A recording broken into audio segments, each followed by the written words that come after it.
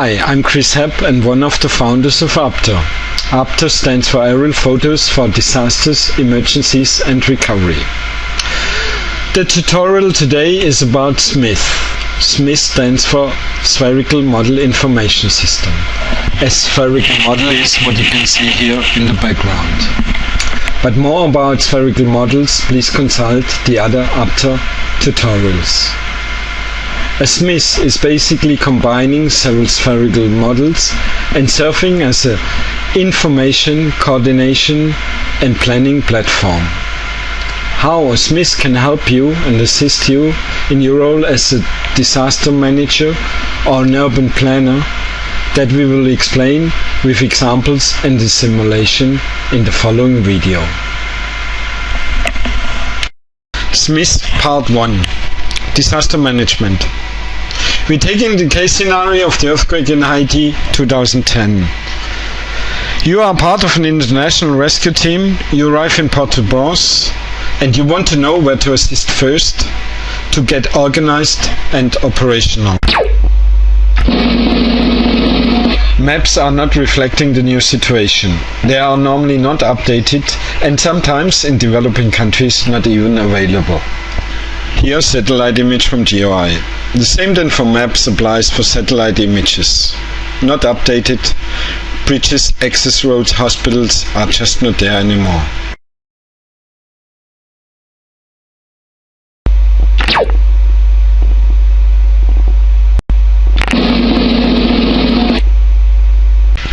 Here, a Google Earth sequence from before the earthquake.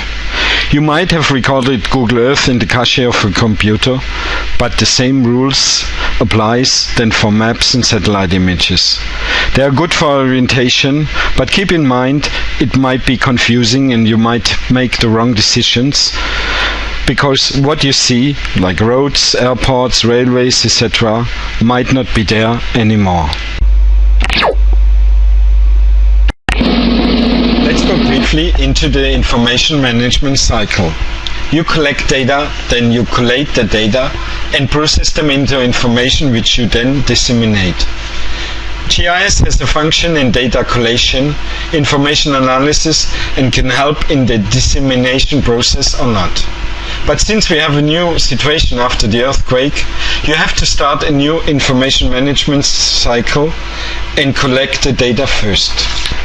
Normally in developing countries GIS is rarely anyway, and in the case of Haiti the building of the Centre National d'Information Géographique et Spatiale had collapsed and half of the people had died.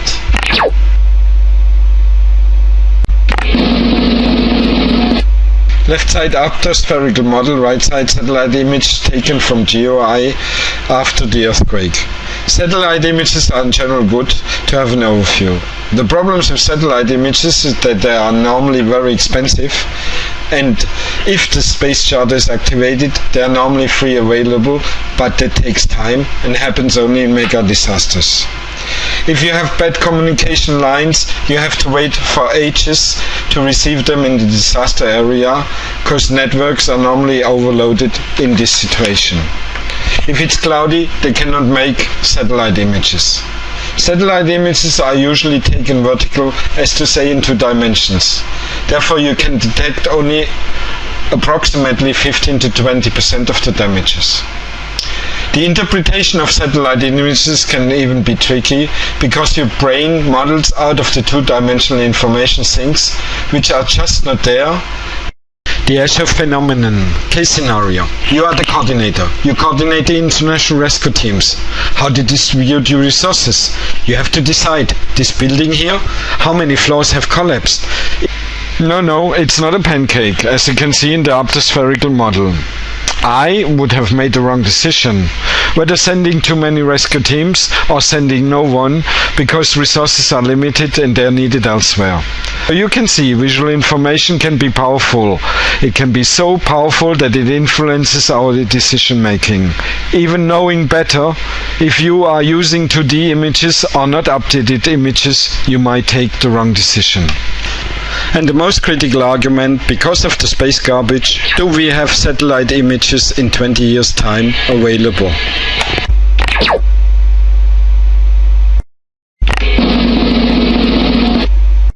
In general, aerial photos taken by drones, also called unmanned aerial vehicles, have the same constraints than satellite images. They are taken vertical, so you have to consider the Escher phenomenon. Aerial photos taken by drones are not as costly as satellite images, but still, depending on the type of the drone, the image can be very costly as well. Insurance coverage is a problem, and the legal situation is quite complicated. We might even see more restrictions in the future because of the VIP and the paparazzi problem. And if you are thinking to import a drone into a totalitarian state, you might find yourself in the customs control with a confiscated drone and without any visa to enter the country. And one of the most serious arguments is that a drone cannot be used in the first days of a disaster because of the high uncontrolled air traffic. Irresponsible use of drones can cause air traffic accidents, and additionally, the rising of electronic interferences influences the navigation of the UAV. One can differentiate into 5 types of drones. The first type, flying by sight, is the cheapest and the most frequent. Normally, depending on the size of the drone, one cannot see the drone in more than 100 meters height, which has an impact on the radius of action. The second type is more expensive and allows to cover a wider area. The third type is good for monitoring or mapping purposes if there is no air traffic. You cannot use them in the first phase of a disaster response because the drone flies its programmed GPS points. Since you cannot foresee the future air traffic, the use of this type of drone would be irresponsible because it can cause horrible air traffic. More safe is the fourth type, but here we are entering in the Champions League. So this is very expensive, and still in times of high air traffic you will have a risk of provoking an air traffic accident.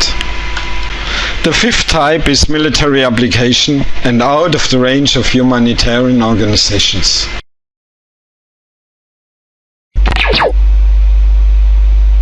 Normally helicopters or airplanes are not available, and if yes, then they are used for life-saving activities.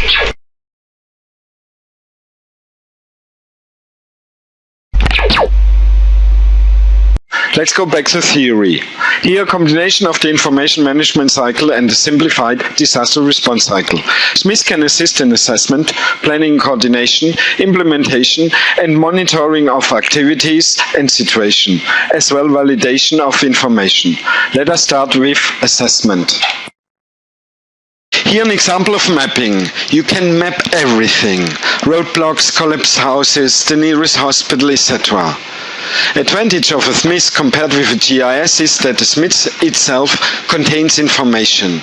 That saves time, and saving time equals saving human lives. Another important point is that you don't need language. After the earthquake, around 30 international teams arrived. It was said that the French of the International Disaster Coordinator was poor and he did not speak Spanish, which caused confusion with Haitian authorities and the international teams, and probably human lives. Example: planning and coordination. Imagine you have to coordinate the international rescue teams. How to do that? Where to send them? Do they understand where to go? SMIS can easily be projected on the wall or screen in the OSOC, the On-Site Coordination Center. And you just show them the 4 W's. Who is going, where they are going, what they have to expect, and when they are going. The SMIS can be downloaded on memory sticks and handed out to the rescue teams. No internet required.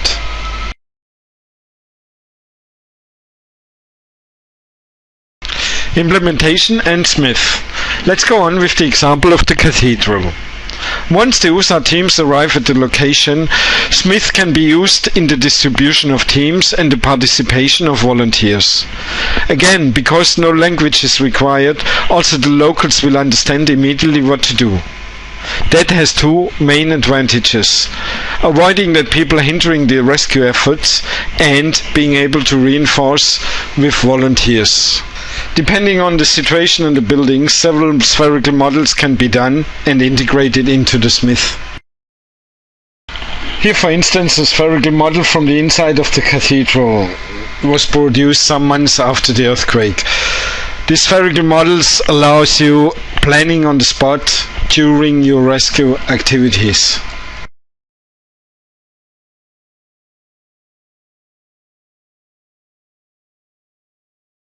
Again, the disaster management cycle, monitoring, validation, etc. The SMIS is an excellent information sharing tool. Here an example. You can build in photos from damaged buildings, from volunteers, from equipment, from roads, from bridges, etc. etc. The same then for photos you can do with videos. Here an example from our Haiti field mission in Canaan, a new suburb of Port-au-Prince.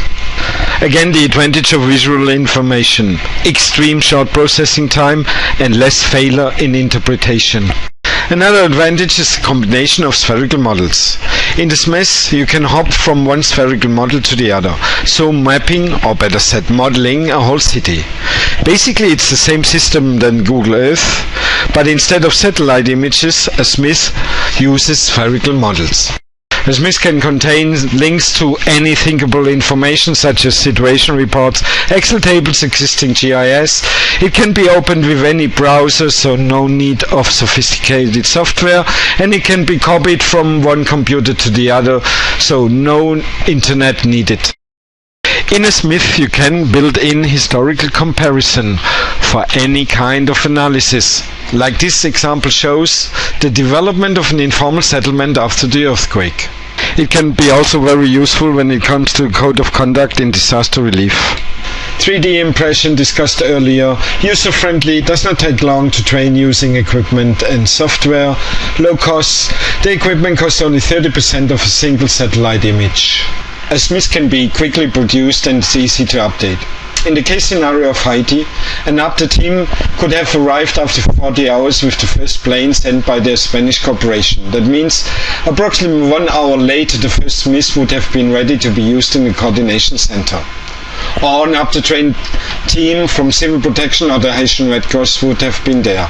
Imagine how many lives could have been saved.